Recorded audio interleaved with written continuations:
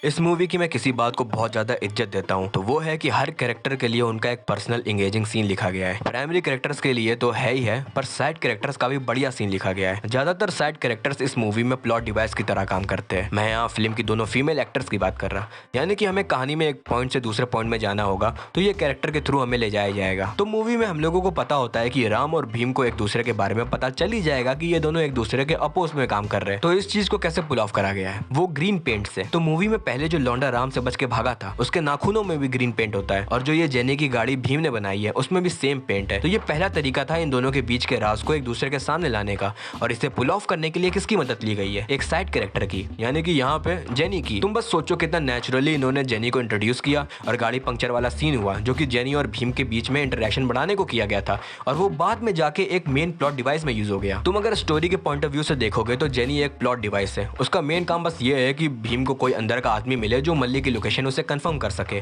लेकिन फिर इसके साथ जो इंटरेक्शन हुए उसे इन्होंने इन दोनों के बीच का राज खोलने के लिए भी यूज कर लिया। और ये सब में जेनी का कैरेक्टर कहीं स्टोरी में प्लॉट डिवाइस की तरह लगा भी नहीं, वो काफी नेचुरली स्टोरी में प्रेजेंट थी। यहाँ तक कि उनका डेट सीन भीम और जेनी के बीच रिलेशनशिप को डेवलप भी कर रहा था, और साथ में भीम का जो बिगर मिशन है यानी कि मल्ली को बचाना उसे भी सेटअप कर रहा था। फिर आते हैं उस नाखून में पेंट वाले कैरेक्टर पे। तुम देख सकते कि मुझे इस कैरेक्टर का नाम भी नहीं मालूम, पर ये स्टोरी के लिए काफी बड़ा रोल प्ले करता है। राम जब इसे टॉर्चर कर रहा होता है तो इस आदमी को काफी सही दिखाया गया है कि ये भीम को सलाउट नहीं कर रहा।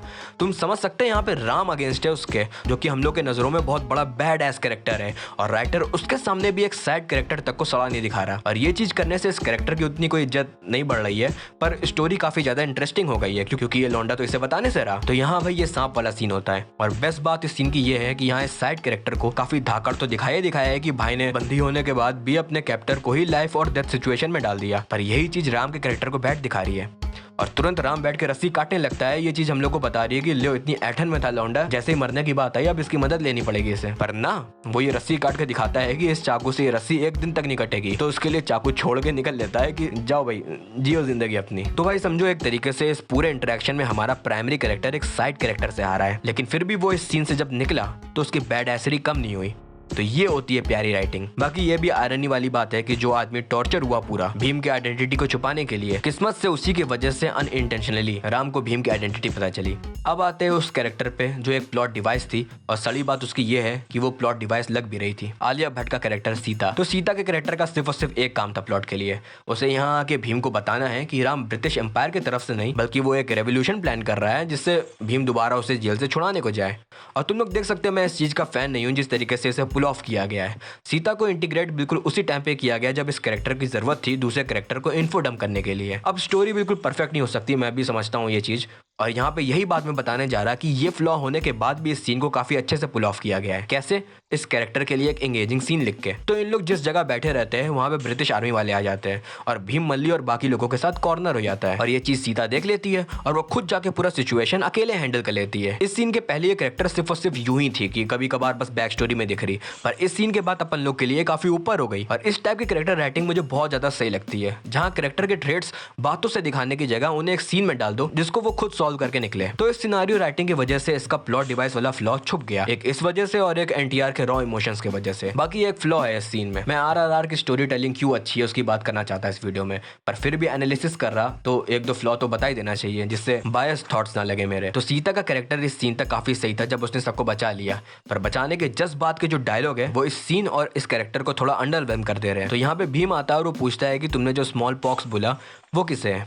मतलब इस चीज से मुझे प्रॉब्लम है क्योंकि इस सवाल की वजह से सीता को बताना पड़ेगा कि किसी को नहीं है और उसने इन्हें बचाने को किया। मतलब अगर कोई कैरेक्टर सेल्फलेस एक्ट करे तो उसके मुंह से ही ना बताओ कि उसने दूसरे के लिए किया है। इस सीन को काफी अलग तरीके से कर सकते थे।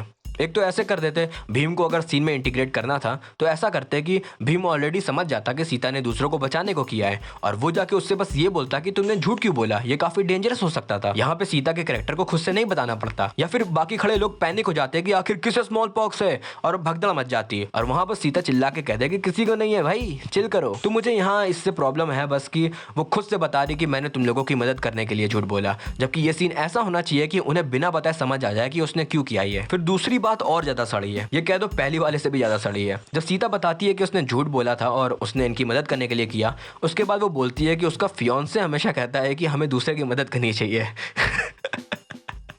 इस डायलॉग से मुझे इतनी ज़्यादा प्रॉब्लम है, मुझे नहीं पता कि ये ट्रांसलेशन की गलती है कि क्या। जिन्हें तेलुगु आती है तो वो मुझे बताना, पर जो सबटाइटल्स थे उसमें साफ साफ ये था कि उसने कहा कि उसका फियांसे कहता है कि दूसरे की मदद करो, इसलिए वो मदद करते घूम रही। यानी कि ये उसका कैरेक्टर के ट्रेड है ही नहीं। उसके कैरेक्टर के ट्रेड यहाँ पे ये हो गए कि उसके लिए उसका फियांसे ही है जो है। उसने कहा है लोगों की मदद करो तो इसलिए वो करेगी, यहाँ उसका कोई मन नहीं है। कुल मिला के ये डायलॉग यहाँ इसलिए इंसर्ट करा गया है जिससे बाद में भीम पूछे कौन है फियांसे और फिर चीजें आगे बढ़ेगी, पर इसे और नेचुरली वे में कर सकते थे। और सबसे ईजी था कि जो पहला सीन था वो मैंने जो 2 तरीके बताए उनमें से कुछ भी कर देते और उसके बाद यहाँ पे सिर्फ लॉकेट वाले सीन कर देते, उससे भी भीम को पता चल जाता कि राम ही इसका फियांसे है। तो जबरदस्ती उस जगह डायलॉग इंसर्ट करने से बहुत ज्यादा फोर्स्ड हो गई चीजें और कैरेक्टर भी थोड़ी कमजोर हो गई। बताओ तारीफ करने वाली वीडियो में मैं फ्लॉस दिखा रहा, पर ये चीज ऑब्वियसली मूवी को ब्रेक नहीं कर रही। और जो सीता का सबको बचाने वाला सिनारियो था वो काफी तगड़ा होने की वजह से ये सबको इग्नोर कर सकता हूँ आराम से। एक और मेरी फेवरेट चीज इस मूवी में ये है कि किस तरीके से राइटर कैरेक्टर को इंट्रोड्यूस करता है। राम और भीम दोनों का इंट्रोडक्शन सिनारियोस इतना ज्यादा एपिक बनाया गया है, दोनों सीन्स बिल्कुल ओवर द टॉप तो थे ही थे, और फिर इन दोनों सीन्स में इनका कैरेक्टर राइटिंग,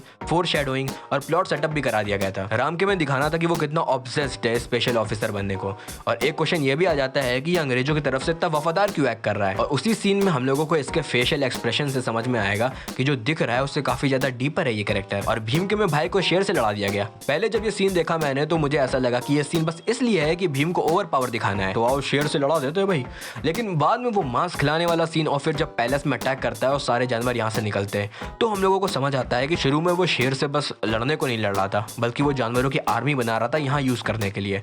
तो कितना सुंदर तरीके से इन दोनों कैरेक्टर्स के इंट्रोडक्शन लिखे गए हैं, जो भौकाल तो दिखा रहे हैं पर साथ में स्टोरी भी पूरी सेटअप कर दे रहे हैं। अब बस एक और चीज की बात करनी है मुझे जिसकी वजह से मेरे लिए ये मूवी की स्टोरी बहुत बेहतरीन है, और वो है राम की बैक स्टोरी। जैसे अभी मैंने बताया कि हम लोगों को पूरे फिल्म में समझ आ रहा था कि राम की बैक स्टोरी आनी है, कि वो किस लिए इतना वफादार बना घूम रहा है एम्पायर का। और एक तरीके से तुम देखोगे तो हम लोगों को अंदाजा भी है कि वो इनके अगेंस्ट जाने के लिए ही वहां पे बड़ी पोस्ट चाहता है। तो बैक स्टोरी का काम ये नहीं बताना है कि क्यों किस लिए ये करना चाहता है, बैक स्टोरी का ये काम है कि वो क्यों इतनी पागलों की तरह करना चाहता है। और ये बैक स्टोरी मुझे उम्मीद नहीं थी कि इतनी धांसू होगी। उस बैक स्टोरी में वो राम के दूर से शूट करने से लेके पूरा क्लाइमेक्स तक इतना उच्च कोटि का था, कह सकते कोई फिलर नहीं। और जो पूरा एम्बुश वाला इवेंट होता है, सारे इंपॉर्टेंट डेथ सीन से लेकर एक छोटा बच्चा अपने बलबूते पे पूरे आर्मी को रिट्रीट करा देने तक, मजेदार भाई साहब। तो भाई लोग वीडियो खत्म होती है, बाकी क्या ही बोलूं, खुश रहो तुम लोग। और जिसने यहाँ तक की वीडियो देखी तो तुम लोग की वजह से मैं खुश हूँ। तो हैप्पी बाय बाय।